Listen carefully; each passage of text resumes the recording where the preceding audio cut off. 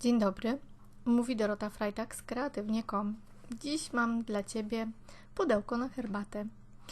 Troszkę oświetlenie płata figle, ale początek to tylko gruntowanie, więc białym podkładem akrylowym dokładnie maluję całe pudełko. Słońce zaszło za chmurki, widać już dużo lepiej.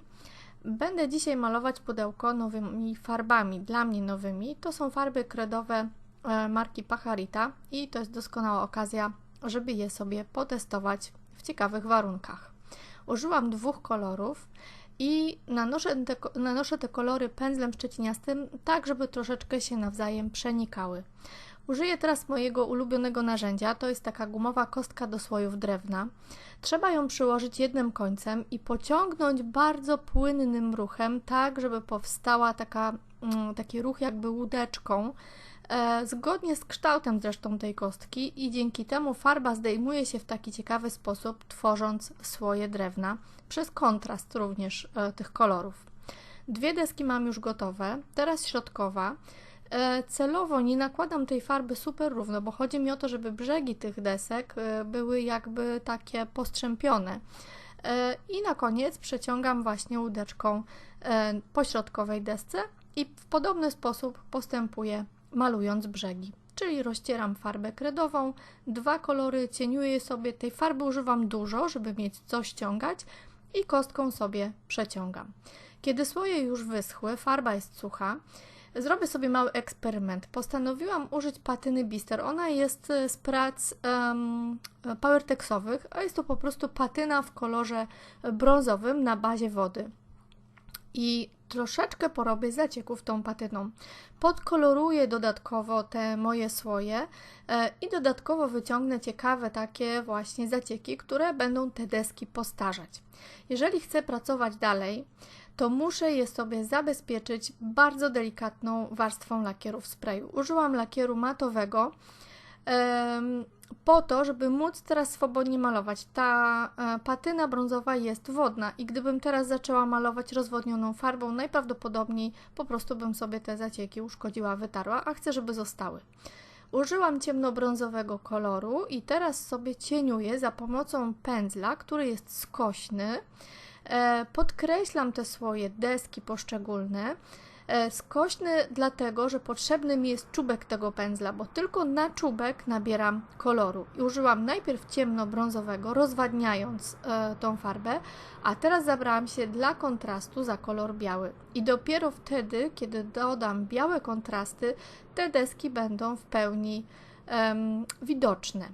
Ja podkreślam nie tylko brzegi tych desek przez kontrasty, ale właśnie również poszczególne słoje, nie wszystkie oczywiście, i też troszeczkę te zacieki, bo chciałabym, żeby właśnie to postarzenie, ten efekt, który mi tam przez przypadek i przez to pryskanie wyszedł, był teraz fajnie widoczny. Także ta farba nadal firma Pajarita, farba kredowa, testuję ją również przy pewnym rozwodnieniu do cieniowania, także sprawdza się tutaj też idealnie. I tak wygląda przygotowane pudełko jako tło. Użyję papieru klasycznego, który należy bardzo dobrze wyciąć, dlatego że ten papier idealnie mi się z tym ciemnym tłem zakomponuje i zachowa swoje kolory.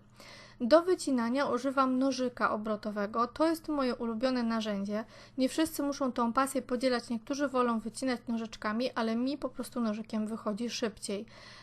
I widać, że da się go prowadzić tak jak, ja zawsze mówię, jak pióro kulkowe. Nie wiem, czy jest to wymierne, ale po prostu nie odrywając ręki, można po prostu nim bardzo wygodnie i szybko wycinać. To są wszystkie moje wycięte wzory. Ktoś, kto je wymyślał, zrobił naprawdę świetny żart, bo niektóre były tak cienkie, że wyciąć to było naprawdę bardzo trudno.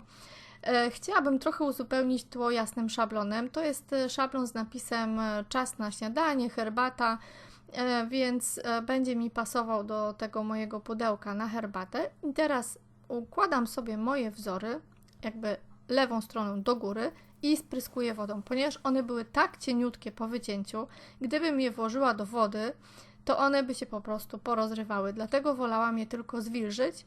No i nadmiar tej wody, te grubsze krople zdejmuję I mój sposób naklejenia wygląda w ten sposób. Ponieważ mam cienkie gałązki, bardzo, bardzo cieniutkie jakby elementy, nie chciałabym ich podczas klejenia porozrywać, układam sobie tą kompozycję, którą chcę docelowo mieć tutaj właśnie przyklejoną i każdy motyw leciutko podważam i doklejam klejem, tak żeby ich po prostu nie uszkodzić i żeby były w tej samej wyjściowej kompozycji.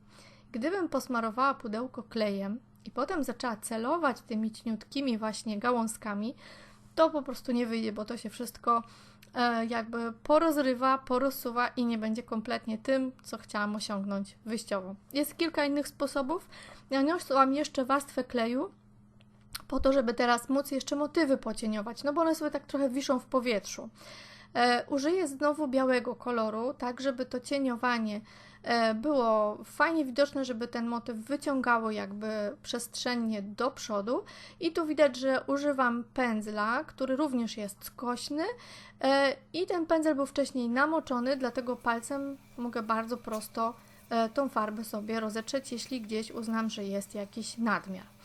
Także to cieniowanie sobie schnie, a ja jeszcze dodam troszeczkę oprysków rozwodnioną białą farbą, bo no, tak sobie pomyślałam, że jeszcze będzie dla urozmaicenia. Na koniec lakierowanie. Ponieważ mam dekupaż klasyczny, papier jest gruby, lakier matowy jest tutaj niezbędny, sam wosk nie wystarczy. Ja nałożyłam tutaj około 5-6 warstw tego lakieru. Każda jest dosyć gruba i każda została na noc. I w momencie, kiedy już mam wrażenie, że ten papier się wtopił, zaczynam woskowanie. Generalnie to wszystko jest bardzo proste. Jestem pewna, że Tobie też się uda. Wosk jest bezbarwny. Używam pędzla do wosku. Może być też szmatka, tak jak lubisz. No i na koniec, czym zabezpieczyć wnętrze takiego pudełka. Ponieważ ja mam zamiar w nim trzymać naprawdę herbatę, używam do tego herbaty. Może być też roztwór kawy. Chodzi o to, żeby nie pachniało w środku bejsą. Dziękuję Ci bardzo za uwagę. Pod filmem znajdziesz linki do wszystkich produktów. Subskrybuj, pozostaw komentarz. Do zobaczenia w kolejnym filmie.